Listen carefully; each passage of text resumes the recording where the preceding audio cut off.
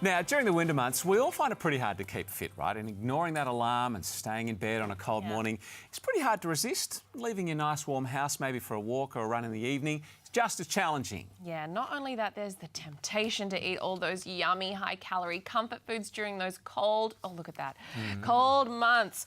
And you know what? I give into that desire a little too often, you know, and surprise, surprise, can't fit up the jeans, can I? Can't do them up. So here to help us beat those winter kilos is dietitian and nutritionist Susie Burrell. Hello. Hello. Fresh back from eating lots of pasta overseas. Oh, we're sort of jealous, but we need your advice. So for all of us that weren't in Europe, why is it that we put on weight in winter? Well, often we give ourselves permission to eat more because it is slightly cooler. But let's be honest, in Australia, perhaps it's not as cold as we might think. But out comes the comfort food. So the pasta and the pizza and watching the footy. So we have some meat pies. And of course, the biggest issue is that we're sitting down a lot more.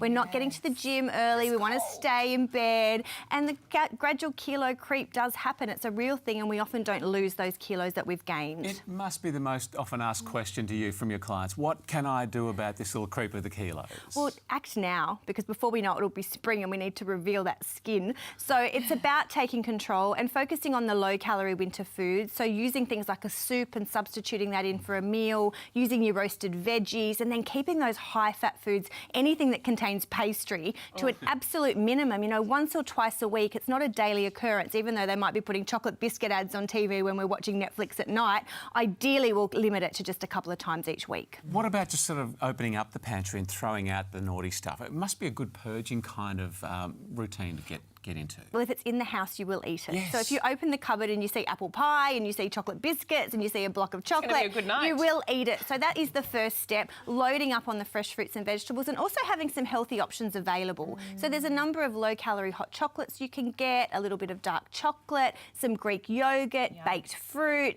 the veggie platters when you're watching TV. Now, these are the daily experiences that mean that we're having healthier options. So when you do want to have a special occasion treat or you are at the pub, you don't have to worry because you had your Monday to Friday diet nice and clean and having healthy food. And I heard the way that you kind of get into shape is popping on that swimsuit, right? Is that what we Yeah. should do? We should Good pop one. on our swimsuit. It scares us into, you know, working out. If the jeans are tight, pop the cosy on, have a look in the mirror, and it will spur you to action very quickly. Oh my God. Soups can be your friend, maybe putting on the cosy in July, August, not so good. Thank you, Susie. Always Thank great to have you. you on the show here.